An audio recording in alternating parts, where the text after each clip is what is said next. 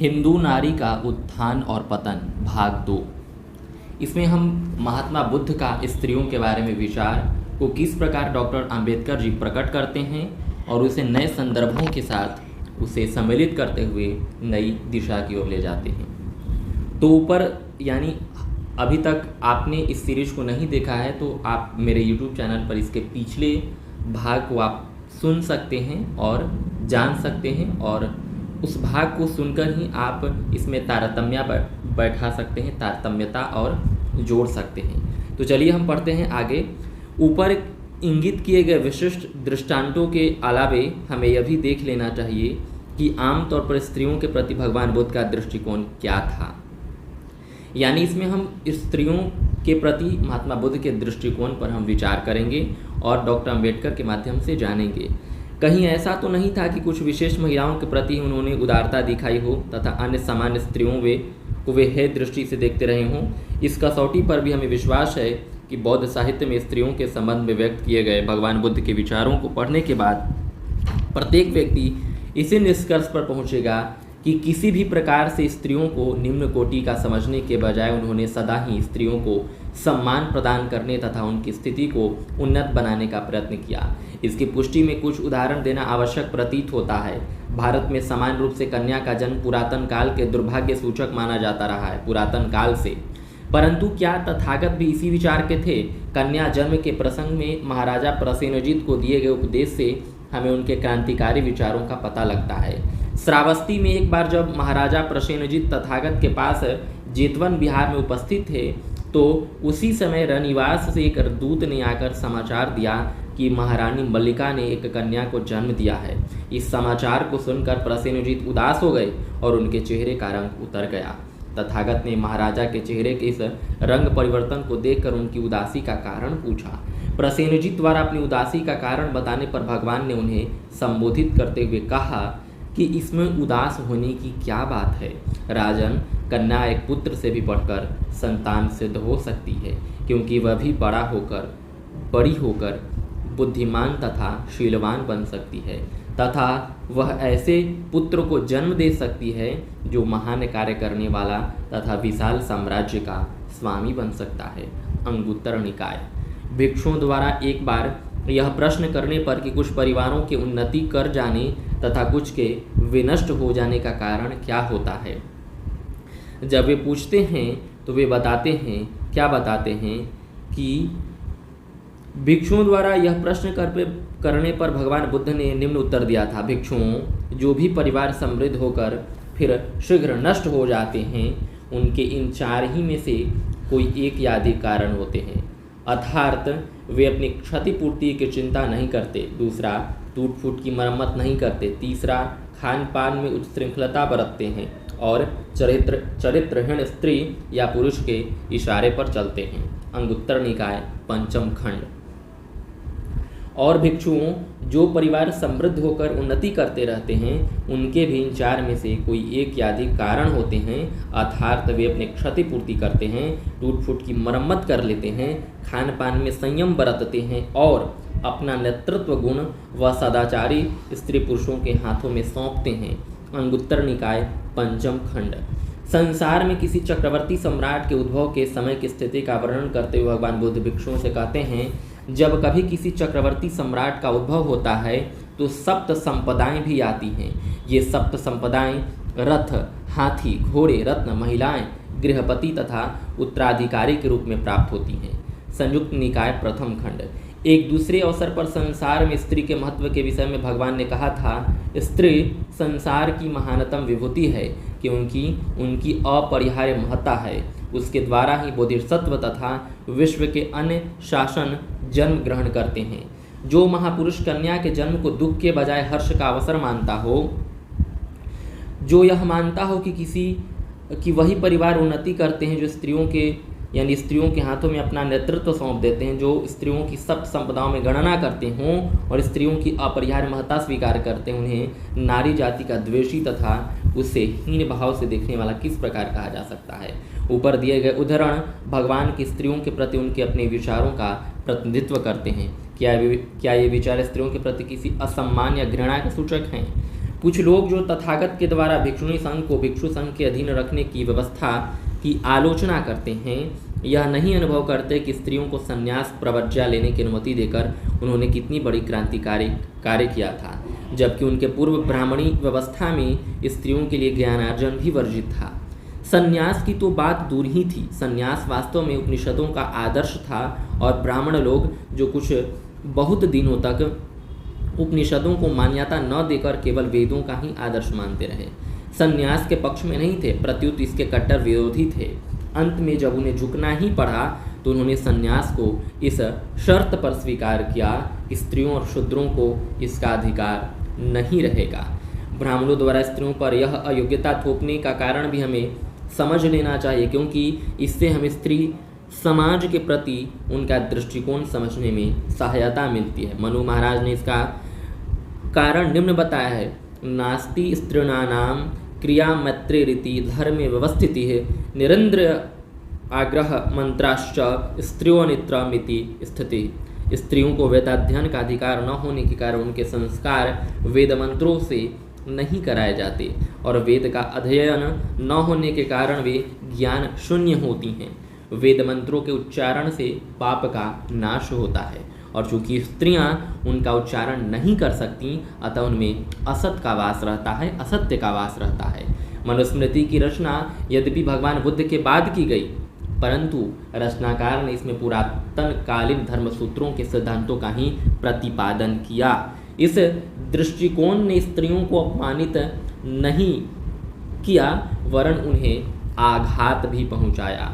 आघात इस रूप में पहुंचा कि बिना किसी औचित्य के, बिना किसी कारण के स्त्रियों को मानव मात्र के जन्मसिद्ध अधिकार ज्ञानार्जन से वर्जित कर दिया और इस जबरदस्ती थोपी गई अयोग्यता के कारण ही उन्हें अपवित्र बताकर उन्हें ब्रह्म ज्ञान प्राप्ति के मार्ग संन्यास ग्रहण करने का अनाधिकारी घोषित करके उनका अपमान भी किया गया।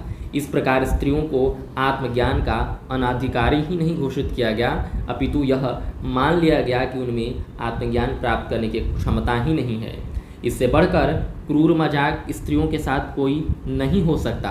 प्रोफेसर मैक्स मुलर का कहना था, मनुष्य देवत्व से कितना भी दूर क्यों न हो, इस धरती पर उनसे अधिक ईश्वर के निकट भी कोई नहीं है। यदि यह कथन मनुष्यों के संबंध में सत्य है तो स्त्रियों के संबंध में भी यह क्यों सत्य नहीं हो सकता। ब्राह्मणों के पास इसका कोई उत्तर नहीं है। भगवान बुद्ध ने स्त्रियों को प्रवर्ज्या देकर एक साथ दो त्रुटियों का परिहार कर दिया। एक ओर तो उन्होंने स्त्रियों के ज्ञानार्जन का अधिकार स्वीकार किया और दूसरी ओर उन्हें पुरुषों के समान आत्मज्ञान प्राप्त करने की क्षमता वाला अंगीकार किया। तथागत ने इस प्रकार एक क्रांति ही नहीं की, वरन भारतीय स्त्रियों को मुक्ति भी दिलाई। प्रोफेसर मैक्स मुलर के शब्दों में, भारतीय इतिहास इस बात का साक्षी है कि ब्राह्मण विधान के दुखदायी बंधन आखिर टूटकर ही रहे और हमें यह स्वीकार ही करना पड़ेगा कि बुद्ध धर्म ने व्यक्तिगत स्वातंत्र्य तथा सामाजिक रूढ़ियों से ऊपर के अधिकार की स्थापना की तथा प्रत्येक को अपनी इच्छा अनुसार संसार त्याग कर पूर्ण रूप से मुक्त जीवन व्यतीत करने का अवसर प्रदान किया। स्त्रियों को प्रदान की गई इस सामाजिक मुक्ति की तुलना में तथागत द्वारा उन्हें भिक्षु संघ के अधीन रखने की व्यवस्था महत्वहीन हो जाती है। तथागत द्वारा प्रदान की गई स्वतंत्रता खोखली स्वतंत्रता नहीं थी, वरन ऐसी स्वाधीनता थी जिसका पूरा अनुभव और गौरव स्त्रियां अनुभव करती थी। मुक्ता नाम की एक ब्राह्मणी भिक्षुणी मुदित मन से गाया करती थी, कितना मुक्त जीवन है मेरा और इस मुक्त जीवन के साथ कितना यश भी मुझे प्राप्त हो रहा है। दूसरी भिक्षुणी यानी ब्राह्मण कन्या भी इस प्रकार आनंद विभोर होकर गाया करती थी, यहाँ इस शिला पर बैठी मैं पूर्ण मुक्ति का अनुभव कर रही हूँ। स्वाधीनता की वातावरण मेरी आत्मा व शरीर को आच्छादित किए हुए है। श्रीमती रीज डेविड्स भी कहती हैं, परवर्ती युग की ईसाई महिलाओं की भांति भारतीय नारियों को भी इस स्वतंत्रता और गतिशीलता प्राप्त करने के लिए उन्हें प्राचीन सामाजिक तथा पारिवारिक प्रतिष्ठा का त्याग अवश्य करना पड़ा, परंतु इसके बदले में उन्हें पुरुषों की छाया के स्थान पर स्वतंत्र अभिव्यक्ति की सत्ता प्राप्त हो गई। पुरुष की छाया के रूप में उसे कितनी ही अधिक प्रशंसा, सुरक्षा तथा पोषण क्यों न प्राप्त हो, उसका अपना कोई अस्तित्व नहीं था। प्राचीन काल की नारी की स्थिति से तुलना करने पर हमें दिखाई देता है कि आज की नारी घोर पतन की स्थिति में पहुंच गई है। राजनीति में उनके योगदान के संबंध में भले ही कुछ संदेह हो, परंतु बौद्धिक तथा सामाजिक क्षेत्र में उन्होंने बहुत ही ऊंचा स्थान प्राप्त कर रखा था, इसमें कोई संदेह नहीं है। अथर्ववेद में आए इस प्रसंग से कि ब्रह्मचर्य काल पूरा करने के उपरांत कन्या विवाह के योग मानी जाए, यह स्पष्ट है कि उस काल की नारी उपनयन की भी अधिकारिणी थी। स्रोत सूत्र से हमें विदित होता है कि स्त्रियों को वेदाध्ययन कराया जाता था और वे वेद मंत्रों का उच्चारण कर सकती थी। और सबसे बड़ा प्रमाण तो पाणिनि की अष्टाध्यायी है, जिससे सिद्ध होता है कि स्त्रियां गुरुकुल में रहकर वेदों की विभिन्न शाखाओं का अध्ययन करती थीं, मीमांसा में पारंगत होती थीं। पातंजलि का महाभाष्य हमें बताता है कि स्त्रियां उस समय आचार्य भी थीं और कन्याओं को वेद पढ़ाती थीं। पुरुषों के साथ धर्म, दर्शन, अभ्यास आदि गूढ़ विषयों पर स्त्रियों के शास्त्रार्थों के उदाहरण भी कम नहीं हैं। जनक और सुलभा, याज्ञवल्क्य और गार्गी, याज्ञवल्क्य और मैत्रेयी तथा शंकराचार्य और विद्याधरी के शास्त्रार्थ यह दर्शाते हैं, यानी जो मंडन मिश्र की पत्नी थी, कि मनुस्मृति से पहले के युग में स्त्रियां ज्ञान व शिक्षा के क्षेत्र में उच्चतम शिखर पर पहुंच चुकी थीं। भारतीय इतिहास इस बात को निर्विवाद रूप से सिद्ध कर देता है कि एक युग ऐसा था जिसमें स्त्रियां अत्यंत सम्मान की दृष्टि से देखी जाती थीं। डॉक्टर काशी प्रसाद जायसवाल की पुस्तक हिंदू राजतंत्र के अनुसार राजाओं के राज्याभिषेक में प्रमुख भाग लेने वाली रत्नियों में रानी भी एक होती थी, और जिस प्रकार राज्य अन्य रत्नियों का अर्चन वंदन करता था, उसी प्रकार रानी का भी करता था। यही नहीं, अपनी प्रधान रानी के अतिरिक्त अपनी इतर जातियों की पत्नियों का भी वह सम्मान पूजा करता था। इस प्रकार अभिषेक के पश्चात राजा श्रेणियों की प्रमुख महिलाओं का भी अभिनंदन करता था, वंदन करता था। विश्व के इतिहास की दृष्टि से भी नारियों की उपर्युक्त स्थिति अत्यंत गौरवपूर्ण थी। इस स्थिति से उनके पतन के लिए कौन दोषी ठहराया जा सकता है? निश्चय ही इसका श्रेय हिंदुओं के विधायक मनु महाराज को प्रताप है। विधायक यानी जो विधान को बनाता हो। इसमें संदेह की कोई गुंजाइश नहीं है। प्रमाण स्वरूप स्त्रियों के संबंध में मनुस्मृति के कुछ विधान प्रस्तुत किए जा रहे हैं। स्वभाव एवं निरीणाम, स्वभाव एष निरीणाम नारायण मिहदूषणम अतोर्थण प्रमाद्यन्ति प्रमदाशु विविश्चितः अविद्या सम्मला लोके विद्यां समपि वा पुनः प्रमदाहेतुत्पथम नेतु काम क्रोध वंशानुगत माता श्वास दुहित्रा वान विविक्त सनो भवेत बलवान इंद्रिय ग्रामो विद्यां समपि कर्षति। पुरुषों को अपने जाल में फंसा लेना तो स्त्रियों का स्वभाव ही है, इसलिए समझदार लोग स्त्रियों का साथ होने पर चौकन्ने रहते हैं, क्योंकि पुरुष वर्ग के काम क्रोध के वश में हो जाने की स्वाभाविक दुर्बलता को भड़काकर स्त्रियां मूर्ख ही नहीं विद्वान पुरुषों तक को विचलित कर देती हैं। पुरुष को अपनी माता, बहन तथा पुत्री के साथ भी एकांत में नहीं रहना चाहिए, क्योंकि इंद्रियों का आकर्षण बहुत तीव्र होता है और विद्वान भी इससे नहीं बच पाते। नेता रूपम परोक्षते नासाम वयसी संस्थिति सुरूपम वा विरूपम वा पुत्रेत्य भुंज्यते पौश्चाचलिता नैरश्च स्वभावतः रक्षिता यत्नोपति भर्तृष्वते विकृत्यते एवं स्वभाव ज्ञातस्त्वस्तां प्रजापति निसर्गजं परम यत्नम अतिष्ठे पुरुषो रक्षणं प्रति सस्यानम अलंकारम काम क्रोधम अनावर्जम द्रोह भावम कुर्जया च स्त्रिभ्यो मनु कल्पयत। पुरुषों में स्त्रियों न तो रूप का विचार करती न उसकी आयु की परवाह करती हैं। सुरूप हो या कुरूप, जैसा भी पुरुष मिल जाए उसी के साथ भोगरत हो जाती हैं। सदा पुरुष संग की इच्छा रखने वाली चंचल चित्त तथा स्वभाव से निष्ठुर होने के कारण कितने भी यत्न से क्यों न रखी जाएं, स्त्रियां पतियों के प्रति निष्ठावान नहीं रह पाती। ये दुर्गुण स्त्रियों में सृष्टि के आदिकाल से ही विद्यमान है। अतः पुरुषों को इनकी बड़ी यत्न से रक्षा करनी चाहिए। सृष्टिकर्ता ने जी, ये मेरा विचार नहीं है, ये मनुस्मृति के विचार हैं। अतः पुरुषों को इनकी बड़ी यत्न से रक्षा करनी चाहिए। सृष्टिकर्ता ने नारी की रचना करते समय ही अपनी शय्या, आसन, आभूषण के प्रति मोह तथा काम, क्रोध, बेईमानी, द्वेष भाव एवं चरित्रहीनता के दुर्गुण कूट कूट कर भर दिए। देख सकते हैं इसकी भाषा। मनु महाराज की दृष्टि में स्त्रियों का क्या स्थान था, यह प्रस्तुत उदाहरणों से स्पष्ट है कि स्त्रियों के प्रति मनु के विधान का यह नमूना मात्र है। मनु के विचार से स्त्रियों को किसी भी दशा में स्वतंत्रता या स्वतंत्र नहीं होने देना चाहिए। यथा अस्वतंत्रता स्त्रियः कार्यः पुरुषो स्वेद विनाशम विशेषेषु च सज्जनतः संस्थापनायां वशे पिता रक्षति कौमार भर्ता रक्षति यौवने रक्षन्ति स्थावीरपुत्रा न स्त्री स्वतंत्र हरति सूक्ष्माभ्यपि प्रसंगेभ्यः स्त्री रक्षा विशेषतः द्वयोः हि कुलयोः शोक मावहिर्रक्षिता इमं हि सर्ववर्णानां पश्यन्तु धर्ममूततं यतयन्ते रक्षति भार्या भर्तारो दुर्बलापि। पुरुषों को अपने घर की सभी महिलाओं को 24 घंटे नियंत्रण में रखना चाहिए और विषयासक्त स्त्रियों को तो विशेष रूप से वश में रखना चाहिए। बाल्यकाल में स्त्रियों की रक्षा पिता करता है, यौवन काल में पति तथा वृद्धावस्था में पुत्र उनकी रक्षा करता है। इस प्रकार स्त्री कभी भी स्वतंत्रता की अधिकारिणी नहीं है। ये मनुस्मृति का है। स्त्रियों की चाल ढाल में जरा भी विकार आने पर उसका निराकरण करना चाहिए, क्योंकि बिना प्रवाह की स्वतंत्र छोड़ देने पर स्त्रियां दोनों कुलों यानी पति व पिता के लिए दुखदायी सिद्ध हो जाती हैं। सभी वर्णों के पुरुष इसे अपना परम धर्म समझते हैं और दुर्बल से दुर्बल पति भी अपनी स्त्री की यत्नपूर्वक रक्षा करते हैं।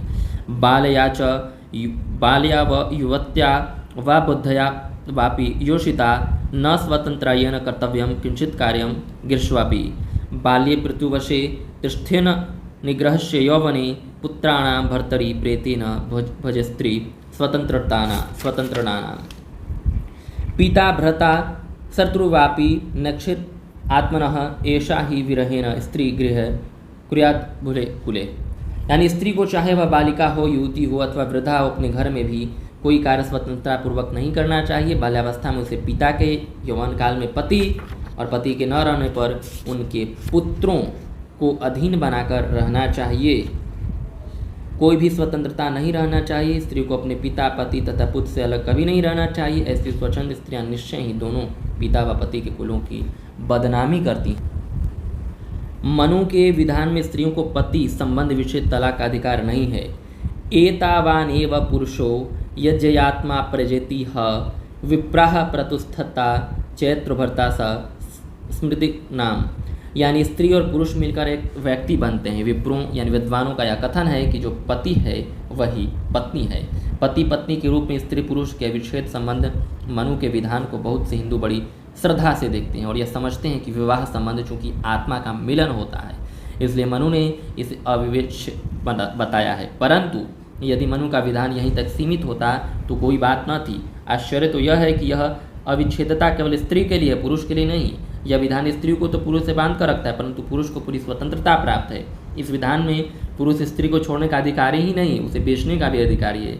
यदि कोई बंधन है तो यह स्त्री स्वतंत्र ही नहीं हो सकती, भले ही वह बेच दिया जाए या त्याग दिया जाए। देखिए इस संबंध में मनु की व्यवस्था। न निष्क्रिय विसर्गाभयां भार्तुर्भार्य विमोच्यते एवं धर्म विजानीयः प्राक् प्रजापति निर्मितम। अर्थात पति द्वारा त्याग दिए जाने तथा किसी दूसरे के हाथ बेच दी जाने वाली पर कोई स्त्री दूसरी की पत्नी नहीं कही जा सकती। उसके विवाहित पति का उस पर आजन्म यानी जन्म भर अधिकार रहेगा। यानी जन्म इससे बढ़कर भी राक्षसी मनोवृत्ति कोई हो सकती है, इसमें संदेह है। परंतु इस प्रतिकार मनु महाराज का उद्देश्य तो बौद्ध काल में स्त्रियों को मिली स्वतंत्रता का अपहरण करना था। उन्हें अपना विधान के औचित्य अथवा अनुचित्य से क्या लेना देना था। उन्हें तो स्त्रियों की स्वतंत्रता से सिर में पीड़ा हो रही थी और इस पीड़ा के निवारण का एक ही उपचार स्त्रियों की स्वतंत्रता का अपहरण था जो उन्होंने किया। धन संपत्ति के विषय में भी मनु ने पत्नी को एक दास से अधिक नहीं समझा। यथा भार्या पुत्रस्थ दाश्च त्रय एव धनः स्मृतः यते समधिगच्छति गच्छन्ति यस्यते तद्धनम। यानी स्त्री पुरुष तथा दास की अपनी कोई धन संपत्ति नहीं होती थी। जो कुछ ये कमाते हैं यह इनका अपना न होकर पति, पिता या स्वामी का ही माना जाएगा। आगे चलकर मनुस्मृति ने विधवा पर दया करके उसे निम्न अधिकार दी हैं। पहला, यदि स्वर्गीय पति संयुक्त परिवार का सदस्य था तो विधवा को गुजारा मिल सकता है। यदि स्वर्गीय पति अलग होकर रहता था तो उसकी संपत्ति में विधवा का हक तो है, परंतु उसकी व्यवस्था व नियंत्रण में स्त्री का कोई हाथ नहीं रहेगा। भार्या पुत्रश्च दासश्च प्रेष्यो भ्राता च सोदरः प्राप्त पराधांकाय स्युरज्जा लेणुदलेन वा। यानी पत्नी, पुत्र, दास, शिष्य तथा अपने रक्त संबंध का भाई यदि कोई अपराध करे तो उसे रस्सी से या फटे बांस से मारा जा सकता है। इस प्रकार मनु के विधान में स्त्री को शारीरिक दंड देने का भी अधिकार पति को दिया गया है। इसके अतिरिक्त मनु के विधान में स्त्रियों को ज्ञान प्राप्त करने अथवा वेदाध्ययन का अधिकार नहीं दिया गया है। आमंत्रिका तु कार्यम स्त्रीणाम भावी दृष्टित संस्कारार्थ शरीरस्य यथा कालम यथा क्रमम। निर्धारित काल व क्रम के अनुसार स्त्रियों के संस्कार किए जाएं, उनमें वेद मंत्रों का पाठ न किया जाए। ब्राह्मणी संस्कृति में यज्ञ कर्म धर्म ही आत्मा माना गया है, परंतु मन ने स्त्रियों को इस धर्म कार्य से वंचित रखा है। इस संबंध में उनका आदेश निम्नलिखित है। न वै कन्या न युवती न लाप विद्या न बालिशः होता स्यादन अग्निहोत्रस्य नार्तो न संस्कृतस्तथा। नरके ही पत्यन्ते ज्वरता सच यश तथा तस्माद्वेता न कुशलो होता स्वादित पारगः। यानी कन्या युवतियाँ थोड़ा पढ़े लिखे लोग कुपड़ बीमार अथवा संस्कार रहित व्यक्ति यज्ञ के होते न बनाए जाएं, वरण होता और यजमान दोनों नरकगामी होंगे। धर्म लाभ से स्त्रियों को वंचित रखने के लिए उनको स्वयं तो यज्ञ करने के लिए अयोग्य ठहराया ही, मनु महाराज ने ब्राह्मणों पर भी बंधन लगा दिया कि वे स्त्रियों के लिए यज्ञ न करें। इस प्रकार स्त्रियां न स्वयं यज्ञ कर सकती हैं न ब्राह्मणों के द्वारा करा सकती हैं। ब्राह्मणों पर रोक लगाने के लिए मनु ने निम्न विधान बनाया। न श्रोति यतते यज्ञे ग्रामे यजिकृते तथा स्त्रियां क्लीबेने च हते भुंजित ब्राह्मण क्वचित। अशलील मेत साधूनाम यज्ञ जुर्त्मि हवि प्रतीप मेत दीवानाम तस्मात् परिवर्जयेत।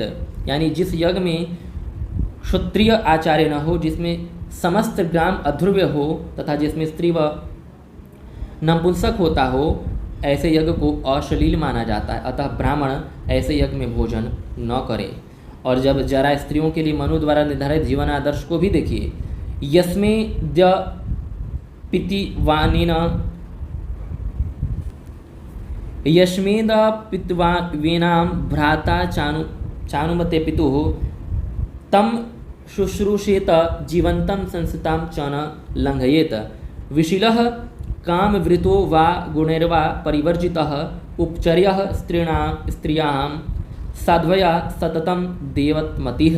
नास्ति स्त्रीणां प्रज्ञयो न व्रतं न पुष्यसितं पतिं शुश्रूष्यते येन तेन स्वर्गे महीयते।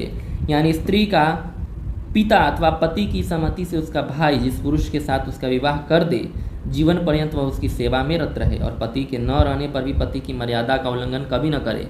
स्त्री का पति दुशील, कामी तथा सभी गुणों से रहित हो तो भी एक साध्वी स्त्री को उसकी सदा देवता के समान से सेवा व पूजा करनी चाहिए। स्त्रियों को अपने पति से अलग कोई यज्ञ व्रत या उपवास नहीं करना चाहिए, क्योंकि उन्हें अपने पति की सेवा शुश्रूषा से ही स्वर्ग प्राप्त हो सकता है।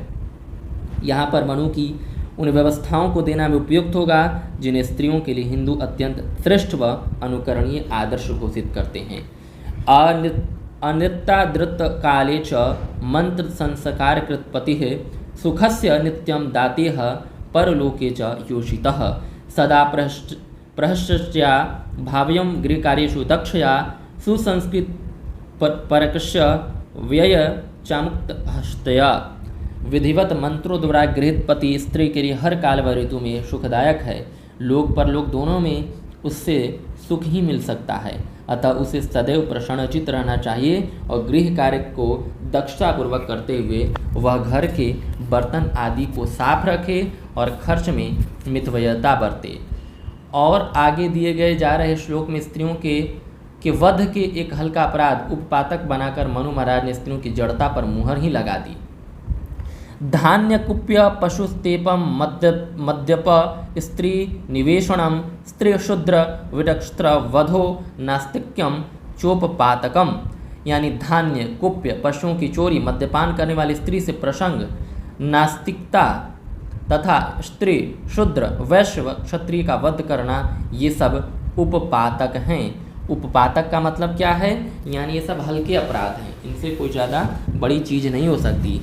इस श्लोक में शूद्र वैश्य व क्षत्रियों के वध को उपपातक बताने की बात तो समझ में आ सकती है, क्योंकि मनु महाराज शायद ब्राह्मणों के वध को महापातक और इसकी तुलना में अन्य वर्ण के लोगों के वध को मामूली पातक ठहराना चाहते थे, लेकिन इसके साथ सभी वर्णों के पूरे स्त्री समाज को घसीट लेना यही सिद्ध करता है कि वे स्त्रियों के पूरे वर्ग को ही हेय दृष्टि से देखते थे। इन उदाहरणों के उपरांत भी क्या कोई यह संदेह कर सकता है कि भारत में स्त्रियों के अधपतन के कारण स्मृतिकार मनु नहीं थे? अधिकांश लोग इस तथ्य को जानते हुए भी दो बातों से अनभिज्ञ प्रतीत होते हैं। वे यह नहीं जानते कि इसमें मनु का योगदान क्या है। स्त्रियों के प्रति मनुस्मृति में दी गई व्यवस्थाएं कोई नई या मनु की इजाद की हुई नहीं है। ये सब ब्राह्मणों एवं ब्राह्मणवाद की विचारधारा का प्रतिनिधित्व करती हैं। मनुस्मृति के पूर्व से ये सब विचार सामाजिक मान्यताओं के रूप में विद्यमान थे। देख सकते हैं कितनी घटिया किस्म के विचार है। तो मनुस्मृति में केवल इन सब मान्यताओं का रूप परिवर्तन करके धर्मशास्त्र तथा राज्य विधान बना दिया गया। दूसरी बात जो प्राय लोग जानते हैं वह यह है, मनुस्मृति में आखिर स्त्रियों तथा शूद्रों पर इतनी अयोग्यताएं क्यों थोपी गईं। इसका स्पष्ट कारण यही है कि बौद्ध काल में समाज में दो वर्ग, स्त्रियां तथा शूद्र, बौद्ध धर्म में अधिक श्रद्धा रखते थे। यह बहुत बड़ी संख्या में बुद्ध धर्म को ग्रहण कर रहे थे, जिसके कारण ब्राह्मण धर्म की नींव हिल रही थी।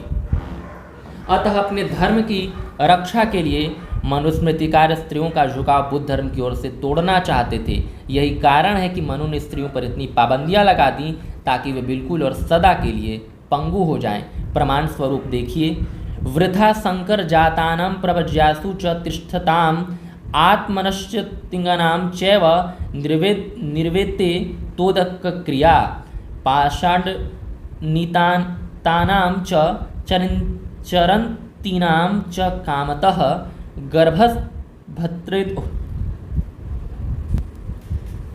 गर्भर्भतृदहो चैव सुरापीनां च योषिताम्, यानी वर्ण संकर सन्यासी व आत्मघाती लोगों की पिंडोदक क्रिया आवश्यक यानी पिंडदान नहीं है। इस प्रकार स्त्रियों को भी पिंडोदक क्रिया न की जाए जो पाखंडी संप्रदाय का अनुकरण करती हों, स्वेच्छाचारिणी, गर्भपात, पतिघात तथा सूरापान करने वाली हों। इस व्यवस्था के लक्ष्य अन्य के अतिरिक्त निम्नलिखित दो लोग भी बनाए गए। पहला है प्रवज्यासु तिष्ठताम्, दूसरा है पाखंड आश्रितान नाम योषिताम। सर्वप्रथम प्रवर्ज्या लेने वाले लोगों से तात्पर्य उन बौद्ध परिव्राजकों से हैं जो गृह त्याग कर सन्यासी का जीवन व्यतीत करते थे। दूसरी ओर पाखंडी संप्रदाय के संकेत से निश्चय ही स्मृतिकार मनु महाराज का अभिप्राय बौद्ध धर्म से है। इस प्रकार एक प्रकार से मनु ने यह संबंध कर दिया कि किसी परिवार का जो भी स्त्री या पुरुष बौद्ध धर्म का अनुयायी हो उसकी पिंडोदक क्रिया न की जाए। इसका प्रभाव यह पड़ता कि भयवश को स्त्री पुरुष बौद्ध धर्म ग्रहण ही नहीं करता, और यदि कर लेता तो परिवार के अन्य सदस्य उसे त्याग देते। स्मृतिकार मनु बौद्ध धर्म के सबसे बड़े विरोधी थे और उनका विचार था कि यदि घर घर में बौद्ध धर्म का प्रवेश रोकना है तो स्त्री समाज को अपनी मुट्ठी में रखना आवश्यक है।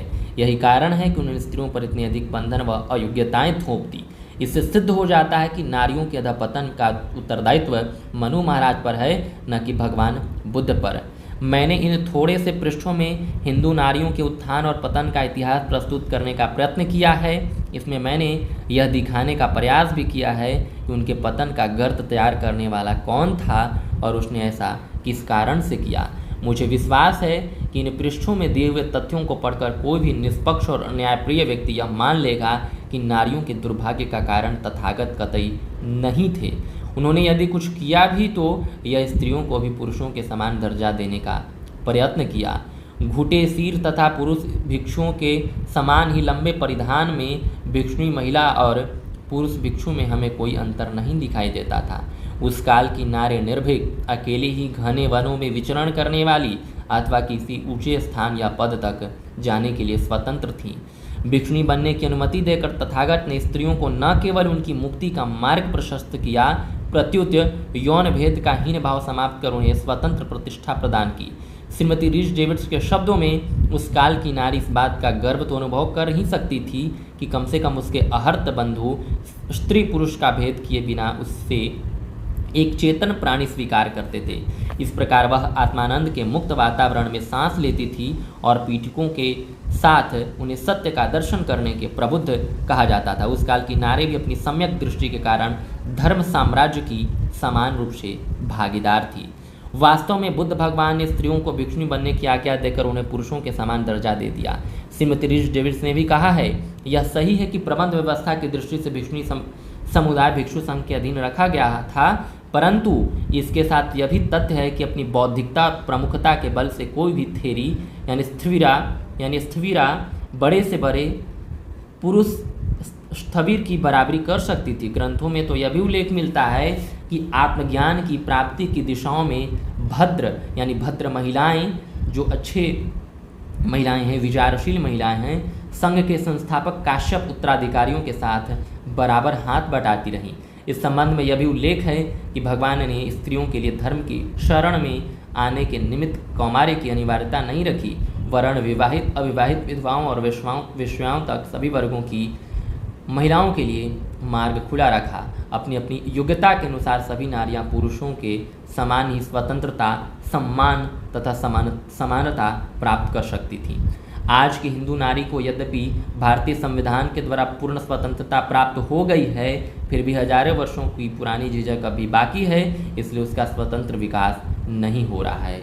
तो हमने इस प्रकार पढ़ा डॉक्टर भीमराव अम्बेडकर जी का हिंदू नारी का उत्थान और पतन, और इसी कारण उन्होंने कहा था कि तुम लोग सभी लोग शिक्षित हो, संगठित हो और एकता का प्रदर्शित कर करके राजनीतिक अधिकारों को प्राप्त करो और समाज में सामाजिक परिवर्तन और सामाजिक बदलाव को लाने का सफलतम प्रयास करो।